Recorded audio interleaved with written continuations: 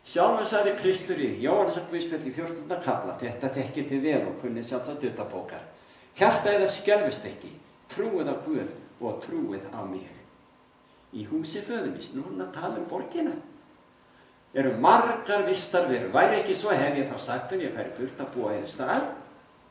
Þegar ég fari burt og hefur búið eða stað, kem ég aftur og tek þau til mín, svo að þér séð einnig þar sem ég er.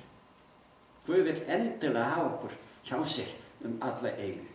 Og ég endurtek það sem ég segi svo oft, Guð getur ekki hugsað sér að vera án þín, án okkar alla eilífð. Hugsaðu eitthvað svo að það sem að Jesaja fékk að sjá í sýn. Í 14. kafla Jesaja í 7. versi segir: öll jörðin nýtur nú hvíldar og friðar og fagnar ópin kveða við. Hann að lýsa lífinu alla eilífð. Fagnaðaróp. Það verður gott að vera þar. Og ef að fólk er ánægt við það sem það býr við hér í dag, megi Guð hjálpa þeim. Því það er ekkert samanborið það sem Guð er að undirbúa fyrir okkur. Við skulum fara í byrjun 21. kafla Opinberunarbókarinnar. Þar segir Jóhannes: og ég sá nýjan himinn og nýja jörð. Þetta er allt nýtt. Því að hinn fyrri himinn og hinn fyrri jörð voru horfin og hafið ekki fram að til. Hafið eins og það við þekkjum það. En það verður haf, því að Guð ætlar að endurskapa haf. En það verður miklu meira þurrlendi á nýju jörðinni sem að Guð umskapar. Og þá er hægt að búa alla jörðina fyrir alla sem vilja, verður miklu meira pláss. Svo segir í öðru versi: ég sá borgina helgu, nýja Jerúsalem. Þetta er borgin sem við erum að tala Stíga niður á himni frá Guði, búna sem brúði er skarta fyrir manni sín. Það fegursta sem við getum svona eins og búið til hér á jörðu, það er brúðkaup með öllu þessu hvíta og fallega blúndum og blómum og hvað eina. Það er eitthvað svo fallegt, svo aðlaðandi. Þarna er borginni helgu líkt við svo og brúður er skartar fyrir manni sín. Aðlaðandi, fallegt. Guð leggur sig í líma við að sýna okkur. Það verður svo gaman, það verður svo skemmtilegt að búa hjá honum alla eilífð. Og frá 3. versi segir hann, að Jóhannes: ég heyrði röst mikla frá hásætinu og sagði: sjá, tjaldbúk Guðs er með mannana og hann mun búa hjá þeim og þeir munu vera fólk hans og Guð sjálfur mun vera hjá þeim Guð þeirra. Hugsaðu ykkur.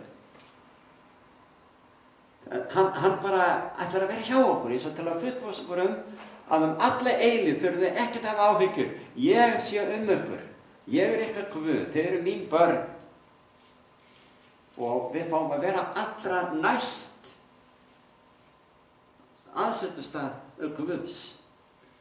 Í 4. versi segir að hann mun þerra hver tár augum þeirra og dauðinn mun ekki fram að til vera, hvorki harmuni, veini og kvöli fram að til, því fyrra er farið. Ég veit að það vantar inn í þessa frásögn hjá mér allt sem að Biblían hefur að segja 1000 ára tímabil. En það er heilt efni út af fyrir sem við getum verið 2-3 daga, 2-3 samkomur að útskýra það allt saman, en mörgleika þekki það. En borgin helga kemur í lok 1000 áranna alla leið til jarðar.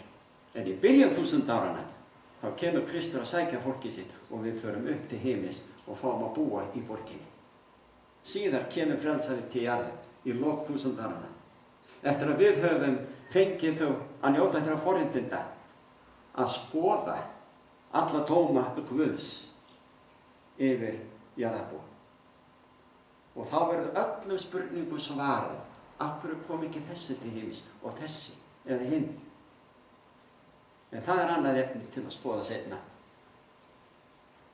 Í Jesaja kafla 65 segir í 17. versi: sjá, ég skapa nýjan himinn og nýja jörð, og hins fyrra skal ekki minnst verða og það skal engum í hug koma. Gleðjist og fagnið ævilega yfir því sem ég skapa, því sjá, ég gjöri í Jerúsalem að fögnuði og fólkið í henni að gleði.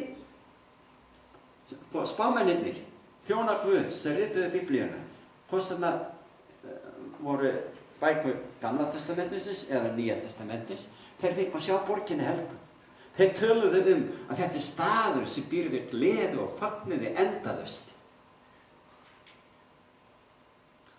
Í 11. kafla Jesaja segir frá 6. versi: þá mun úlfurinn búa hjá lambinu og pardustýrin liggja hjá kýlingnum, kálfar, ungljón og alifjar ganga saman og smásveitni gæta þeirra. Kýr og birna munu vera beit saman og kálfar og húna liggja saman hvor hjá öðrum og ljónið mun hey eta sem þau. Hafið þið séð National Geographic Wildlife hérna á sjónvarpinu? Þetta er svona þættir sem þið sjáuð á Stöð 2 eða þá kannski á netinu, ég veit það ekki. Þar sjáum við dýralífið í allri sinni mynd. Margt mjög fagurt og skemmtilegt að sjá, en einnig grimmdina hjá dýrunum sem hafa tekið því svo inn í sig áhrif syndarinnar af manninu. Og þar alveg hryllilegt að sjá hvernig sum dýrin éta önnur, jafnvel lifandi. En hér okkur sagt að vera að segja unga barnið, eins í 8. versi, brjóstmyrkingur með leika sem við holur til nöðrunar. Og barnið nývalið af brjósti stinga hendi sinni í hæli eða bæli hornormsins. Það verður að tala skröltorma og höggorma og hvaðina. Hvergi á mínu heilaga fjalli munu menn illt fremja eða skaða gjöra, því jörðin er full af þekkingu á Drottni. Elsku vinir, ef það er eitthvað sem vekur athygli mína varðandi kristni eða trúareinkunn jarðarbúa, alveg sérstaklega Íslendingar, þeir telja sig vera kristna,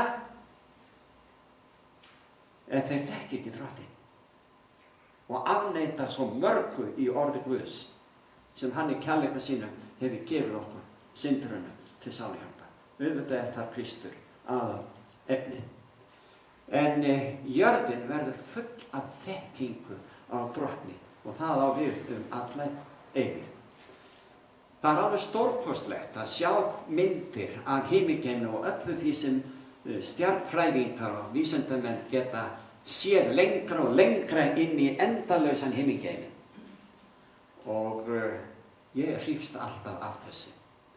Einhver staður, einhver tíma og sennilega í mjög náinni framtíð. Innan skamms, takið eftir, þá mun Kristur birtast í skýjum himinsins. Hann er þá kominn skyndilega til að sækja okkur. Við viljum ekki vera tekin á óvör. Það er að segja, við munum ekki vera staðinn að því að hafa gjörsamlega gleymt eða hafnað þessu náðarboði Guðs að taka okkur inn í himinn. En lýsingarnar í bæði Gamla og Nýja testamentinu eru stórkostlegar.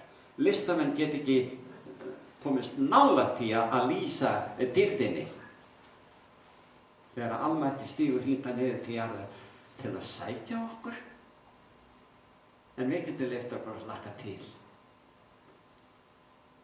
En borgin, hún bíður okkar, hún er tilbúin. Þessi dráttur á því að Kristur komi, eins og Pétur segir í öðru Pétursbréfinu í 3. kafla, við lesum þegar þeir komið heim. Annað Pétursbréfið, 3. kaflinn, þar er ástæða gefin fyrir því að Drottinn er enn ekki komin. Af því að hann vill ekki neini glatist. Svo hann dregur og dregur og dregur og enni verða fínpúsa kannski og undirbúa að koma okkar.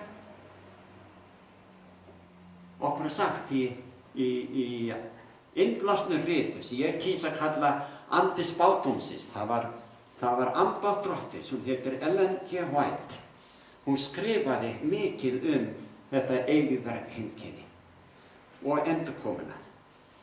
Og hún skrifaði, og þetta var fyrir aldamótin 1900, síðan er heil öld lifin og meira það, þá skrifaði hún, Drottinn hefði þegar geta komið.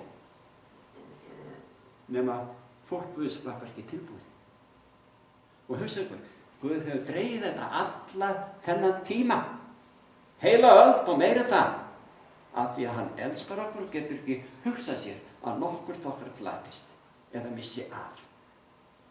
Og þetta er alveg að verða búið hérna. Ég nefnir mér að hlakka til, vinir. Kristur fer að koma Og þá getum við átt samfélag við Drottinn og spurt hann allt mögulega sem við ekki skildum hér á jörðu. Og við skulum bara vera þolinmóðir. Kristi fer alveg að koma.